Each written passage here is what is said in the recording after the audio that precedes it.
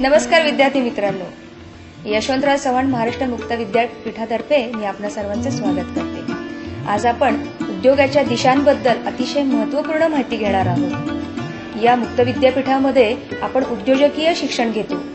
या मुक्त विद्यापीठाच्या नावामध्येच मुक्त हा शब्द येतो। खरं तर हा निश्चितच सक्रिय असा शब्द मुक्त विद्यापीठाने सार्थ करून दाखवला आहे। या यशवंतराव चव्हाण महाराष्ट्र मुक्त विद्यापीठामध्ये निरंतर शिक्षण विद्या शाखा ही फार मोठ्या प्रमाणात कार्य करीत आहे। या निरंतर विभागामध्ये अगणित असे व्यावसायिक कोर्स आपण घेतो, जसे फिटर आहे, वेल्डर आहे, संगणक कोर्स आहे, पेंटर आहे, ब्युटिशियन आहे। अरे बापरे, किती नावं घेऊया। 40हून अधिक असे व्यावसायिक प्रशिक्षण आपण इथे घेत असतो। त्या प्रशिक्षणांमधून आपण कोणतंही शिक्षण घेतलं तर प्रत्येक हा विद्यार्थी एक उत्तम उद्योजक होऊ शकतो आणि आपल्या पायावर उभं राहू शकतो। परंतु प्रत्येक उद्योजकाला पहिल्या प्रथम जर कुणाचा सहभाग घ्यायचा असेल तर तो असतो जिल्हा उद्योग केंद्राचा। 1978 साली स्थापन झालेल्या या जिल्हा उद्योग केंद्राची माहिती प्रत्येक उद्योजकास व्हायला हवी। 1978 सालापासून जिल्हा उद्योग केंद्राची स्थापना झालेली आहे। या जिल्हा उद्योग केंद्रात सुरक्षित बेरोजगार तसंच उद्योगधंद्यांना सर्व प्रकारे मदत दिली जाते। स्वयंरोजगाराचा जेव्हा आपण मुद्दा उपस्थित करतो तेव्हा जिल्हा उद्योग केंद्र हा पहिला पर्याय आपल्या नजरेसमोर येतो। जिल्हा उद्योग केंद्रातर्फे जसं उद्योजकांना, मोठ्या उद्योगांना, लहान उद्योगांना जशी मदत दिली जाते, जिल्हा उद्योग मित्र नावाची एक आमची समिती आहे जिल्हाधिकाऱ्यांच्या अध्यक्षतेखाली। त्यात आम्ही निर्णय लहान मोठ्या उद्योजकांना येणाऱ्या अडचणी, उद्योगांना येणाऱ्या काही सरकारी कामकाजात अडथळे जे असतात त्याच्यावर चर्चा करून त्या अधिकाऱ्यांना समक्ष बोलून त्यांच्याशी चर्चा करून त्या अडीअडचणी निवारतो। त्यानंतर सगळ्यात आपण सुशिक्षित बेरोजगारांना मदत दिली, पण काही अशिक्षित जे आहेत की ज्यांना स्वतःला खूप इच्छा आहे करायची पण त्यांना कोणी मदत करत नाही, अशांसाठी आमच्याकडे जिल्हा उद्योग केंद्र कर्ज योजना आहे। या कर्ज योजनेअंतर्गत कुठल्याही प्रकारचं क्वालिफिकेशन लागत नाही, फक्त वयाची जी अट आहे ती साधारणतः 55 वर्षापर्यंत आम्ही त्यात ग्रामीण कारागीर आम्ही मॅक्झिमम कव्हर करतो, की जेणेकरून ज्यांना स्किल आहे, ज्यांच्या हातात खूप कला कौशल्य आहे परंतु त्यांना कुठल्याही प्रकारचा बँकेचा फिनान्स वगैरे मदत नाही मिळाल्यामुळे त्यांना अडचण निर्माण होतात, अशा लोकांसाठी ही योजना आहे। त्याबरोबर जिल्हा उद्योग केंद्रातर्फे सगळ्यात महत्त्वाचा जो प्रश्न आहे की आपण कुठल्याही ठिकाणी आता समजा परदेशात जायचं असेल तर आपल्याला पासपोर्टची आवश्यकता असते, तसे उद्योगाच्या क्षेत्रात यायचं असेल तर त्यांना SSI रजिस्ट्रेशनची आवश्यकता आहे। तर SSI registration, small scale industry registration जे आहे ते जिल्हा उद्योग केंद्रामार्फत दिलं जातं। ह्या सर्व सुरक्षित बेरोजगारांच्या आणि स्वयंरोजगाराच्या योजना बघताना सगळ्यात महत्त्वाचा प्रश्न जो आहे तो भांडवलाचा आहे। कारण की भांडवल जोपर्यंत उपलब्ध होत नाही तोपर्यंत आपण कुठल्याही परिस्थितीत उद्योग व्यवस्थित चालू करू शकत नाही। भांडवल उपलब्ध करण्यासाठी निरनिराळ्या प्रकारच्या योजना मी आता सांगितल्याप्रमाणे आहेत, परंतु ह्या योजना करताना आपण इम्प्लिमेंट करताना आपणाला सर्वांना जिल्हा उद्योग केंद्रात एकदा अवश्य भेट देणं आवश्यक आहे, किंवा आमचे जिल्हा उद्योग केंद्राचे निरीक्षक प्रत्येक तालुक्याला एका ठराविक दिवशी येत असतात, पंचायत समितीत बसतात, त्यांच्याशीच आपण संपर्क साधला तर ते आपल्याला तो अर्ज देऊ शकतील, तुम्हाला अर्ज भरण्यासाठी मदत करतील। त्याचबरोबर अर्ज भरत असताना ज्या की आपल्याला कागदपत्रांची पूर्तता करणं आवश्यक आहे त्या कागदपत्रांची पूर्तता करून घेऊ शकतील। आणि हा आपला असा परिपूर्ण अर्ज जेव्हा जिल्हा उद्योग केंद्रात येईल तेव्हा जिल्हा उद्योग केंद्र एक कार्यपथक समितीसमोर हे सगळे अर्ज ठेवले जातात। त्यात निरनिराळ्या बँकांचे प्रतिनिधी असतात। या सगळ्या बँकांचे प्रतिनिधी ते अर्ज तपासून बघतात, योग्य प्रकारे त्याची चाचपणी करतात, त्यानंतर किती पैसा त्याला भांडवल लागेल एखाद्या उद्योगाला याविषयी डिसिजन घेतात आणि नंतर मग तो अर्ज बँकांकडे जात असतो। बघितलं, गोसावींनी आपल्याला अतिशय महत्त्वपूर्ण माहिती दिली, पण प्रत्यक्ष योजनाही समजून घ्यायला हवेत नाही का? तेव्हा चलूया भामरेंकडे, ते आपल्याला या जिल्हा उद्योग केंद्राच्या प्रत्यक्ष योजनांची माहिती देतील। सुशिक्षित बेरोजगारांना मदत करण्यासाठी तसेच उद्योग वाढीस चालना देण्यासाठी विविध योजना जिल्हा उद्योग केंद्राच्या माध्यमातून राबवल्या जातात। प्रमुख योजनेत पंतप्रधान रोजगार योजना ही राष्ट्रीयकृत योजना आहे।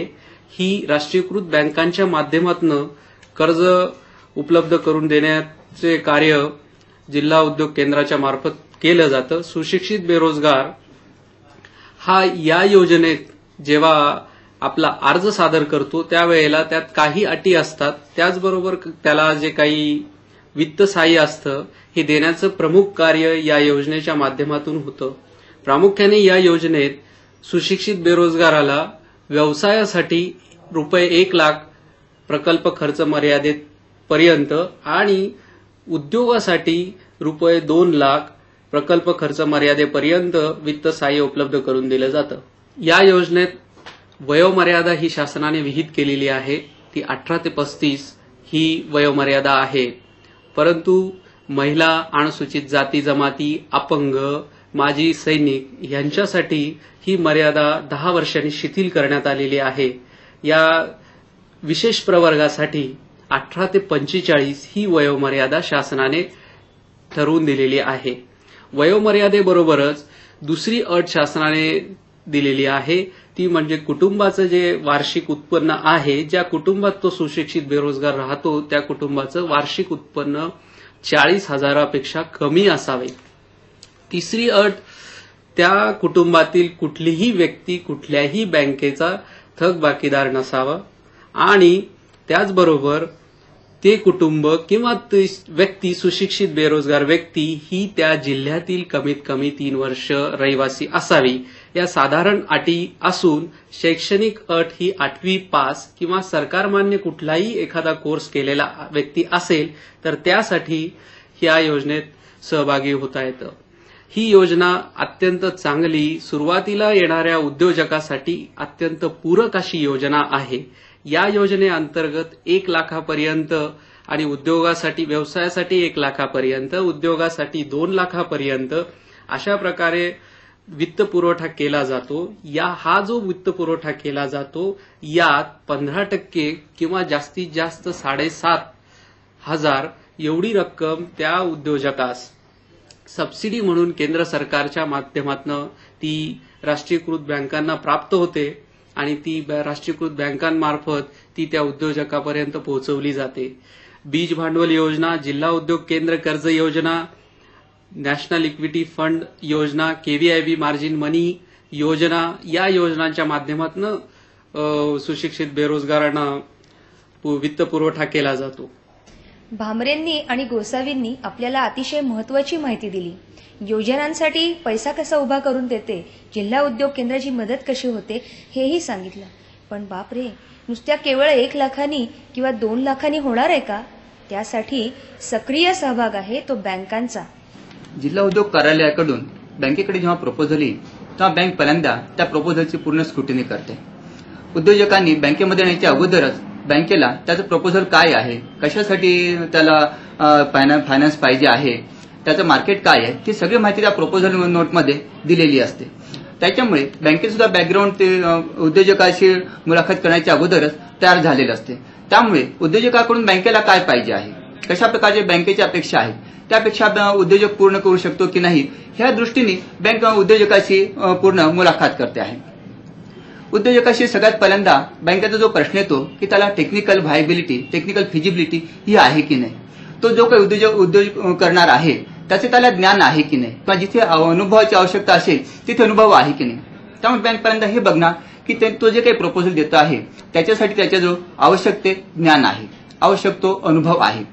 त्याच्यानंतर मग बँक बघते आहे की त्याच्यासाठी लागणारी त्याला इन्फ्रास्ट्रक्चर कोणती, ती इन्फ्रास्ट्रक्चर त्याच्याजवळ अवेलेबल आहे की नाही, ह्या सगळ्या गोष्टी त्या प्रपोजल नोटमध्ये दिलेल्या असल्या तरी सुद्धा बँक उद्योजकाशी पुन्हा ह्या गोष्टी डिस्कस करते आणि त्याच्यानंतरच पुढचा निर्णय घेण्यात येतो। सगळ्यात पहिल्यांदा प्रपोजल किंवा प्रोजेक्टसाठी त्याला लागते आहे ती जमीन, तो कोणत्या ठिकाणी व्यवसाय करणार आहे, तो व्यवसाय ज्या ठिकाणी तो करणार आहे ती जागा कोणाच्या नावाची आहे, शक्य आहे की ती जागा त्याच्या स्वतःची किंवा त्याच्या आईवडिलांच्या, त्याच्या घरातील कोणी नातेवाईकाच्या नावाची असू शकेल। मग तसं असेल तर ती जागा त्याच्या मालकी म्हणजे त्याच्या घरातल्या कोणाच्या मालकीची आहे हे बघण्यासाठी बँक त्याची घरपट्टी भरल्याची पावती किंवा कुठे 7/12चा उतारा किंवा याचा इंडेक्सचा उतारा हे सर्व बँक व्हेरीफाय करणार। किंवा त्यांनी जर भाडेपट्ट्यांनी केलेला असेल करार तर मग तो करार बँक बघणार आणि ज्यांनी कोणी तो करार केलेला आहे त्याच्या नावाने ती जागा आहे का हे सुद्धा बँक व्हेरीफाय करणार। त्याच्यानंतर त्याला लागणारं रॉ मटेरियल कोणतं आहे, रॉ मटेरियल जर त्याला लोकली अवेलेबल असेल तर त्याचा मध्यातला जो ट्रान्सपोर्टेशन पिरियड आहे तो पिरियड फार कमी होतो, म्हणजे त्याला उद्या लागणारं मटेरियल तो आज सुद्धा मार्केटमधून घेऊ शकतो। जर ते त्याला मुंबईहून मागवावं लागणार असेल तर त्याला कधी 4 किंवा 5 दिवसाचा तरी मिनिमम स्टॉक ठेवावा लागणार।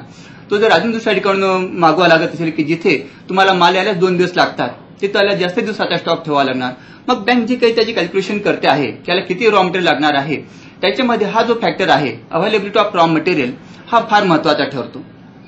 तर ते रॉ मटेरियल त्याला कोणत्या प्रकारचं लागणार आहे. काही काही केसेसमध्ये रॉ मटेरियल आपल्याला फार दुरून मागवावं लागते. रॉ मटेरियलची क्वांटिटी अल्प असते, परंतु ते लोकली किंवा मुंबईला सुद्धा बऱ्याचदा अवेलेबल नसते. एखादी जामनगर जवळची फॅक्टरी मटेरियल कमी रेटमध्ये सप्लाय करू शकत असते. मग त्यामध्ये त्याला ट्रान्सपोर्टेशन पिरियड, ट्रान्सपोर्टेशन कॉस्ट आणि मुंबईच्या रेटशी कम्पेअर करून त्याच्यातलं कोणतं फायदेशीर होईल हे सुद्धा बँक त्याला तिथे सांगू शकते, की जेणेकरून त्याचा कमीत कमी खर्च त्याच्यामध्ये व्हावा. त्याच्यानंतर प्रश्न येतो त्याला तिथे इलेक्ट्रिसिटी अवेलेबल आहे का, पाणी अवेलेबल आहे का. जर त्याचा तो प्लॉट MIDC मध्ये असेल तर ह्या सगळ्या गोष्टी गव्हर्नमेंटने अगोदरच इन्फ्रास्ट्रक्चर म्हणून अवेलेबल केलेल्या असतात. मग त्याच्यासाठी त्याने योग्य ते पाण्याचं कनेक्शन घेतलेलं आहे का, इलेक्ट्रिसिटीचं कनेक्शन घेतलेलं आहे का, त्याच्यानंतर मीटर आहे का, ह्या सगळ्या गोष्टी बँक व्हेरीफाय करत जाणार. नंतर मग त्याला जो काही उद्योग करायचा आहे त्याच्यासाठी काही मशीन्स आवश्यक आहे का. जसं त्या कॉम्प्युटर रिलेटेड असेल तर त्यांची कॉम्प्युटर घ्यावे लागतील. DTP वर्किंग वगैरे असेल तर त्याला 5-6 मशीन लागतील. त्याच्यासाठी अजून त्याला काही टेक्निकल हँड सुद्धा एम्प्लॉय करावे लागतील किंवा ते काही नॉन टेक्निकल सर्व्हिस सुद्धा त्याला एम्प्लॉय करावी लागेल. तर ह्या सगळ्या गोष्टी त्याला कशा प्रकारे मिळू शकतात. खेड्यामध्ये ह्या गोष्टी मिळणार नाही, शहरामध्ये या गोष्टी सहजासहजी उपलब्ध होतात. म्हणून बँक हे सुद्धा पडताळणी करणार की ह्या सगळ्या गोष्टी त्याला रेडिली आणि इझिली अवेलेबल आहे.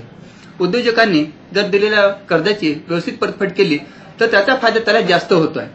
कारण जेव्हा तो परतफेड करतो तेव्हा बँकेचा विश्वास तो संपादन करतो, की बँकेला विश्वास येतो की ह्या माणसाने दिलेलं पहिलं कर्ज व्यवस्थितपणे परतफेड केलेलं आहे.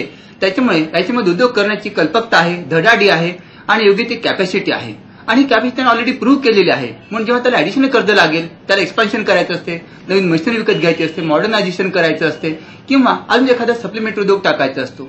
कारण तुम्ही एकच उद्योग करून तिथे थांबू शकत नाही. जेव्हा तुम्ही 2 किंवा 3 उद्योगामध्ये जाल, वेगवेगळे डायव्हर्सिफिकेशन कराल, तेव्हाच तुम्हाला त्या धंद्यामध्ये एक प्रकारची स्टॅबिलिटी येईल. आज एक प्रकारचं एका उद्योगाला मार्केट असते, कदाचित दुसऱ्या वेळेस त्या उद्योगाला मार्केट नसणार. म्हणजे तुम्हाला त्याच्याशी दुसरा कोणत्यातरी उद्योग हातामध्ये असणं हे सुद्धा आवश्यक आहे, की जेणेकरून त्याचं इन्कम हे ॲश्युअर्ड राहील. म्हणून या दृष्टीने जेव्हा त्याला असा एक्सपान्शन प्रोग्राम करायचा असतो किंवा ऍडिशनल प्रोजेक्ट त्याला घ्यायचा असतो, तेव्हा त्याने जो काही बँकेचा विश्वास संपादन केलेला आहे त्याचा त्याला खूप फायदा होतो. पुढच्याच बँक त्याला विशेष प्रश्न न विचारता हा निश्चितपणे यशस्वीपणे उद्योग करून दाखवेल अशा विश्वासाने त्याला पुढचा कर्ज पुरवठा करू शकते. एवढी मोठी भागीदारी बँकांनी आपल्यासोबत केली आहे. पण खऱ्या उद्योजकाला जी मदत हवी असते ना ती मार्गदर्शनाची. आर्थिक सहाय्य मिळालं, पण खरं सांगू की ज्याच्या खिशात अर्थ असतं ना त्याच्या बोलण्याला अर्थ असतो असं म्हटलं जातं. परंतु उद्योजकाला खरी माहिती हवी असते आणि खरा अर्थ कळायला लागतो तो बाजारपेठेचा. मिटकॉननं अलीकडेच उद्योजकीय कार्यशाळा घेतली. या कार्यशाळेमध्ये गणेश उपाध्यायांनी बाजारपेठ कशी कॅप्चर करावी लागते, सेल्स अँड मार्केटिंगचा भाग कसा सांभाळला जातो ते आपल्याला सांगितलं. बघूया तर या कार्यशाळेत जाऊया. आजचा विषय आपल्यासाठी अत्यंत महत्त्वाचा आहे आणि हा विषय म्हणजे मार्केटिंग अँड सेल्स. कुठलाही उद्योजक उत्पादन तयार करताना त्याच्या डोळ्यासमोर सर्वात मोठा प्रश्न असतो तो म्हणजे त्याच्या उत्पादनासाठी बाजारपेठ कशी मिळवता येईल. कारण जोपर्यंत आपण चांगल्या प्रकारे मार्केटिंग करणार नाही, जोपर्यंत म्हणजेच आपण मार्केटिंग करणार नाही म्हणजेच आपण आपलं उत्पादन ग्राहकांपर्यंत पोहोचू शकणार नाही, तोपर्यंत आपला व्यवसाय नफ्यामध्ये येऊ शकणार नाही. आणि म्हणून फिलिप्स कोटलर या शास्त्रज्ञानं मार्केटिंग इज अ स्किल असं म्हटलेलं आहे. हे एक कौशल्य आहे आणि कौशल्य ज्यावेळेस आपण म्हणतो हे काही उपजत कोणासोबत नसतं, हे प्राप्त करावं लागतं. आणि म्हणून मार्केटिंग हे काय आहे. मार्केटिंग म्हणजे आपला जो उत्पादन आहे ते तयार करण्यापासून ग्राहकांपर्यंत पोहोचण्यासाठी जी एंटायर प्रोसेस डेव्हलप होते किंवा ती डेव्हलप केली जाते, या सगळ्या प्रोसेसला मार्केटिंग म्हणतो. त्याचबरोबर विक्री म्हणजे सेल्स. आता मार्केटिंग ही प्रोसेस झाली आणि सेल्स ही काय झाली, ऍक्टिव्हिटी झाली, ऍक्शन झाली. ताबडतोब म्हणजे एखादी वस्तू आपल्याला आता बाजारपेठेत विकायची, जसं आय हॅव दिस डस्टर. आता हे डस्टर मला मार्केटमध्ये मी एक सेल्स म्हणून विक्रीला जाताना काय करणार, हे घेणार, समोरच्या व्यक्तीला सांगणार, त्याचे काय स्पेसिफिकेशन ते सांगणार, हे डस्टर किती चांगल्या प्रकारे उपयोग करू शकतं, याच्यामुळे धूळ येणार नाहीये, ड्रेसिंग चांगल्या प्रकारे होईल, अशा काहीतरी वेगळ्या याच्या कौशल्य त्याचं जे काय आहे, विशेषण जे आहे, विशेषता आहे त्याच्यामध्ये भरलेली आहे. ह्या सगळ्या गोष्टी स्पेशालिटीज त्या ग्राहकाला सांगायचं आणि ती विकायची, ही झाली विक्री. पण मार्केटिंग ही प्रोसेस आहे. मग आपण उत्पादन जर तयार करणारे असेल तर मग आपल्याला प्रोसेसच्या थ्रू द्यायला पाहिजे. आणि आपण जर ट्रेडिंग करणार असेल म्हणजे मला एक पुस्तकं विकायची आहे तर हे फक्त ट्रेडिंग, ही फक्त सेल्स क्रिया झालेली, फक्त एक ऍक्शन झालेली, ती आपण केलेली आहे, ती ट्रेडिंग झालेली. परंतु आता जर आपण मार्केटिंग करणार आहोत तर त्यामध्ये आपल्याला काय करावं लागतं की आपल्या उत्पादनाचं पॅकिंगकडे पहिल्यांदा लक्ष द्यावं लागतं, नंतर त्याचं प्राइसिंग आपण बघतो, त्यानंतर उद्या लोकांना पर्यंत त्याची माहिती कळवावी, त्यासाठी आपल्याला अशा प्रकारचे रेट लिस्ट तयार करावी लागते. उद्या कुठलीही व्यक्ती आपल्याकडे जर आली किंवा आपण त्याच्याकडे अप्रोच जर झालो तर त्यावेळेस आपण कोणती कोणती उत्पादनं तयार करतो याची माहिती त्याला देणं गरजेचं आहे. म्हणजे थोडक्यात जे काही माहिती तंत्रज्ञानाचं युग आज चालू आहे, या युगामध्ये याच्यामुळे आपल्याला बाजारपेठ मिळवणं हे अत्यंत सोपं झालेलं आहे. म्हणून मार्केटिंग हे आपल्या व्यवसायाला अत्यंत महत्वाचं आहे. आणि मार्केटिंग करत असताना 3 गोष्टी अत्यंत महत्वाच्या आहेत. त्या म्हणजे आपल्या उत्पादनाची माहिती ग्राहकांना देणे, त्याचसोबत माहितीसोबत त्यांच्या काय गरजा आहेत त्या जाणून घेणे आणि आपलं उत्पादन त्यांच्यापर्यंत पोहोचवणे. मित्रांनो, बाजारपेठ हा उद्योजकाचा आत्माच असतो. बाजारपेठ कॅप्चर केली ना की जिंकलो आपण. पण प्रत्येक उद्योजकाला हवी असते एक स्वतःची पर्सनॅलिटी. हे व्यक्तिमत्व आहे ना खूप काही वेगळं असायला पाहिजे असं नव्हे, परंतु कुलकर्णी मॅडम व्यक्तिमत्वाबद्दल उद्योजक कसा असायला हवा हे सांगतायत, बघूया. जी व्यक्ती मन, मनगट आणि मस्तक याचा उपयोग करते ती आपल्या आयुष्यात नक्कीच यशस्वी होते. आता मन, मस्तक आणि मनगट याचा उपयोग करायचा म्हणजे काय करायचा? मस्तकाचा उपयोग की तुमच्या व्यवसायाची तुम्हाला परिपूर्ण माहिती असणे, की त्याच्यामध्ये काय करावं लागतं, कसं लोन घेतोय, कशा रीतीने करतोय, व्यवसायामध्ये मार्केटिंग कशा प्रकारे करतोय, की हा म्हणजे मस्तकाचा उपयोग. त्याच्यानंतर आहे मनगट. मनगटाचा उपयोग म्हणजेच कष्ट करणे. आता कष्ट करायचे म्हणजे नुसतं राब राबायचंय का? तसं नाही, तर त्यासाठी आपण फिजिकल फिटनेस पण महत्वाचा आहे आणि ते सगळं ठेवायचं म्हणजे तुमची प्रकृती, तुमचं आरोग्यही नीट ठेवलं पाहिजे, हा उपयोग. आता यानंतर तुमचं व्यक्तिमत्व घडताना 2 महत्वाचे मुद्दे येतात. एक अंतर्गत व्यक्तिमत्व आणि एक बाह्य व्यक्तिमत्व. तर बाह्य व्यक्तिमत्वामध्ये तुमचं राहणं, बोलणं, तुमची भाषा, तुमचं वागणं याला महत्व येतं आणि अंतर्गत व्यक्तिमत्वामध्ये तुमचे जे स्वभाव गुण आहेत त्याचा विचार केला जातो. तर महत्वाचं म्हणजे भाषा तुमची कुठली असू दे ती समोरच्या माणसाला समजली पाहिजे. थोडक्यात त्या माणसाला तुम्हाला पटवता आलं पाहिजे. पटवता आलं पाहिजे म्हणजे चांगल्या अर्थाने, की त्याने तुमच्याकडनं तुमची जी सर्व्हिस आहे, तुमची जी सेवा आहे, तुमचा जो माल आहे तो घेतला पाहिजे. दुसरं आहे की तुमचं राहणीमान, पोशाख यालाही तेवढंच महत्व आहे, की त्याच्यासाठी आम्ही म्हणतो की टू मेकअप युअर सेल्फ. आता मेकअप करायचा म्हणजे काय अगदी रंगरंगोटी करून यायचं असं नाही, की तुमच्या व्यक्तिमत्वाला, तुमच्या उद्योगाला अनुसरून तुमची वेशभूषाही असली पाहिजे. मुख्य म्हणजे महत्वाचं पुरुषांना जास्त सांगावं लागतं, बायकांना काही सांगावं लागत नाही या गोष्टी, पण त्या मॅचिंगचाही तुम्ही थोडासा विचार केला पाहिजे की तुमच्या पर्सनॅलिटीला कशा रीतीने ते चांगले दिसत आहेत, की तुमच्या पर्सनॅलिटीला, तुमच्या रंगाला, तुमच्या वातावरणाला योग्य असा पोशाख तुम्ही केला पाहिजे की जेणेकरून तुमच्या हालचाली सुलभ तुम्हाला करता आल्या पाहिजे. सगळ्यात महत्वाचं म्हणजे हालचाली सुलभ करता येण्यासारखा तुमचा पोशाख पाहिजे. उद्योजकाचं व्यक्तिमत्व कसं असायला हवं हे आपण बघितलं, पण उद्योजकाकडे काही विशिष्ट असे गुण असावे लागतात. या गुणांचे वैशिष्ट्य काय आहेत हे मिरीकर आपल्याला सांगते, बघूया. कोणीही उद्योजक हा कधीही उद्योजक म्हणून जन्माला येत नाही. उद्योजक हा जन्मालाच यावा लागतो असंही म्हणता येत नाही. तो उद्योजक हा घडवला जाऊ शकतो असं आपण म्हणू शकतो. आज जर तसा विचार केला तर उद्योजकांमध्ये आणि इतर सामान्य माणसामध्ये जर थोडक्यात जर फरक बघितला तर उद्योजकांकडे काही जे गुण आहेत किंवा गुणसंपदा जी आहे ही काही प्रमाणामध्ये जास्त असती आणि या गुणसंपदांच्याच जोरावर हा उद्योजक एक यशस्वी उद्योजक होतो. उद्योजकांच्या गुणांच्या बाबतीत जर थोडासा विचार करायचा झाला तर ठळकपणे आपल्याला 5-6 गुण हे उद्योजकाचे नेहमी दिसतात, ज्याच्या भरोशावर हा उद्योजक यशस्वी होतो. त्यामध्ये सगळ्यात महत्वाचा जो गुण आहे, उद्योजक हा साहसी वृत्तीचा किंवा साहस पत्करणारा असतो. हे साहस पत्करण्याची त्याची तयारी असल्यामुळं, अर्थात किती साहस पत्करायचं याचे सुद्धा काही हे आहेत आणि हे जे साहस आहे हे त्यांनी कॅल्क्युलेटिव्ह रिस्क किंवा जे साहस त्याला पेलवण्यासारखं आहे एवढं पत्करावं ही एक हे आहे. दुसरी महत्वाची जी गोष्ट आहे, उद्योजक हा नेहमी स्वयंप्रेरित असतो. त्यानंतर तिसरी जर कुठली गोष्ट पाहता येईल की उद्योजक हा नेहमी कल्पक असतो. त्याच्या कल्पकतेमुळं वेगवेगळ्या गोष्टींच्या तो संधी शोधू शकतो आणि वेगवेगळ्या उद्योग क्षेत्रातील ज्या संधी आहेत त्याचा वापर करून एक यशस्वी उद्योजक तिथं होऊ शकतो. चौथी महत्वाची जी गोष्ट आहे की उद्योजकाकडे सर्वसामान्य माणसापेक्षा जास्त निर्णय क्षमता ही नेहमीच असते आणि वेळेवर लागणारे जेवढे काही निर्णय आहेत हा उद्योजक वेळच्या वेळेला घेत असल्यामुळं यशाचं प्रमाण हे नेहमी सामान्य माणसापेक्षा उद्योजकाला जास्त पाहता येतं किंवा यशस्वी तो लवकर होऊ शकतो. त्यानंतर जर महत्वाची गोष्ट पाहिली तर उद्योजक हा नेहमी दूरदृष्टी असणारा असतो. तो काही काळानंतर या उद्योगाचं काय होईल, या उद्योगातून आपण कुठल्या उद्योगाकडे जाऊ शकू, या उद्योगाच्या सोबत आपण काय करू शकू किंवा या उद्योगाला जर आपण काही जोड दिली तर माझा नफा कसा वाढू शकेल, जे की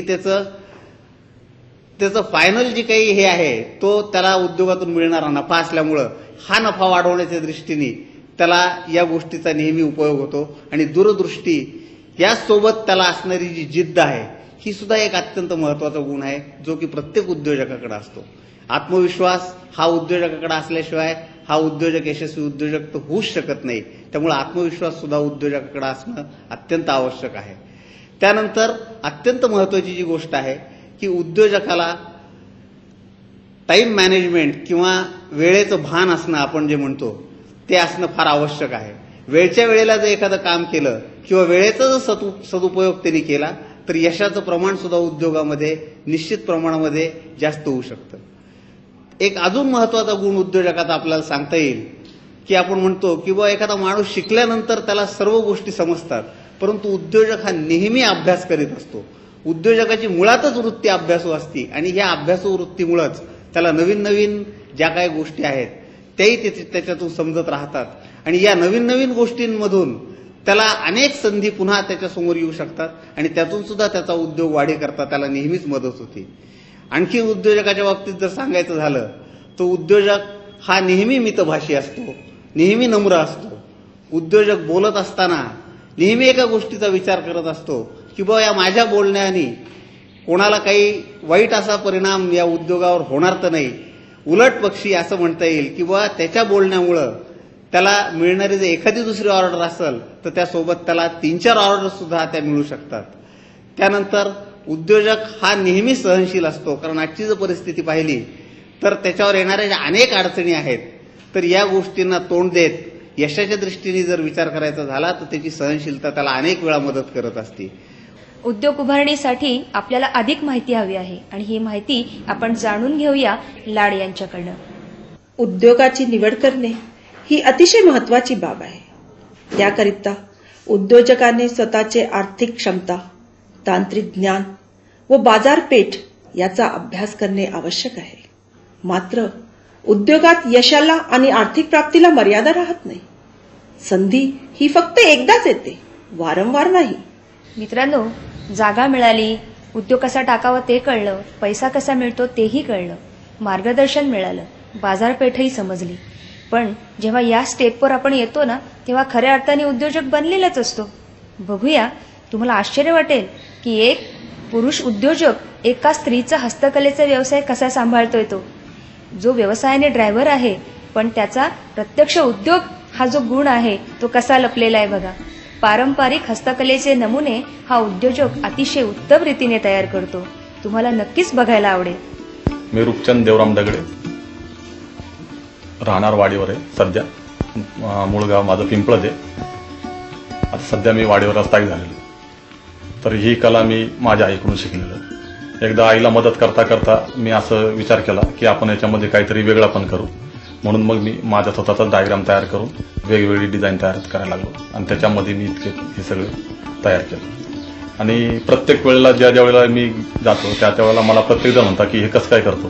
तर मी प्रत्येकाला समजून पण सांगतो आणि प्रत्येकाला समजून सांगता की असं माझ्या डोक्यात आला की एक अल्बम तयार करू. म्हणून मी अल्बम तयार केला. मग अल्बम तयार करता करता परत एक डोक्यात आलं की आपण मुलांना किंवा मुलींना शिकवतो तर एक पुस्तक तयार करू. म्हणून मी हे पुस्तक पण तयार केलं. हे लहान मुलांची टोपी आहे. हे 80 ग्रॅममध्ये बसते. हे 10ची साखळी घेतलेली आणि त्याच्यामध्ये मोठाले 20 खांब घेतले. 20 खांब घेतल्यानंतर 3-3चे खांब घेतलेले, नंतर 4चे खांब घेतलेले, नंतर कलर चेंज करत गेलेले आणि चेन केल्यानंतर पूर्ण एक भाग असा पूर्ण तयार होतो एका कानाचा. नंतर 10चे खांब सोडल्यानंतर पुन्हा 10 खांब आहे. 10 खांबाचे परत एक कान तयार होतो आणि त्याला असे बेल्ट तयार केलेले. नंतर एक जो दोरा सोडलेला आहे त्याला पूर्ण राऊंड मारलेला आहे. त्याच्यानंतर ही झालर म्हणून लावलेली अशी आणि वरती एक गुलाबाचं फूल टाकलेलं आहे आणि असं चिटकून दिलेलं आहे. ही एक हँडबॅग बनवलेली आहे. हे 2 रुमाला एकाला एक जॉईंट करून आणि प्लास्टिकचे हँड लावलेले त्याला रिपीट करून आणि आतमध्ये एक पीस लावलेला आहे. आणि याचे जवळजवळ हे 2 केल्यानंतर जवळजवळ 60 रुपयाला खर्च येतो आणि ही 100 रुपयापर्यंत जाते. हा एक नवीन कृष्ण कमळ म्हणून रुमाल आलेला आहे मार्केटला. तर ह्याचा हा जो आहे हा जवळजवळ 120 ग्रॅममध्ये बसतो. याला 40 रुपयापर्यंत खर्च येतो आणि 60 ते 75 रुपयापर्यंत जातो. याचं एक असं की याला घड्या पडतात अशा.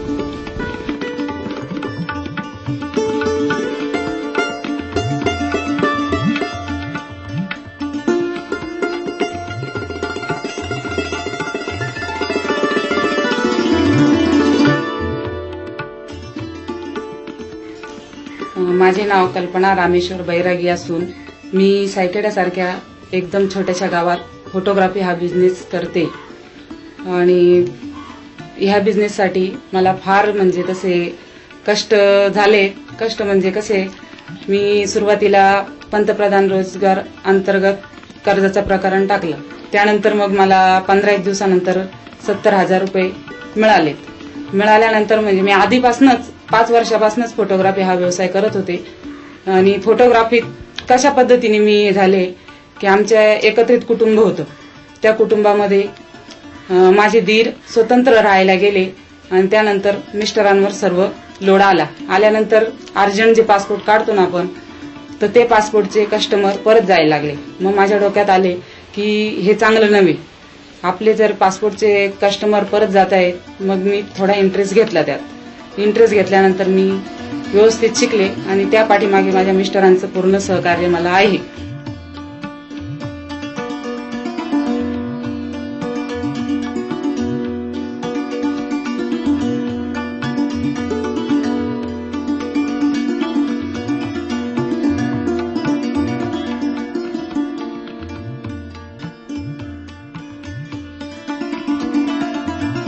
मी आधी सुरू केला धंदा त्यावेळेस फक्त 1 किलो हळकुंड मी घेतले आणि माझा बिझनेस सुरू केला.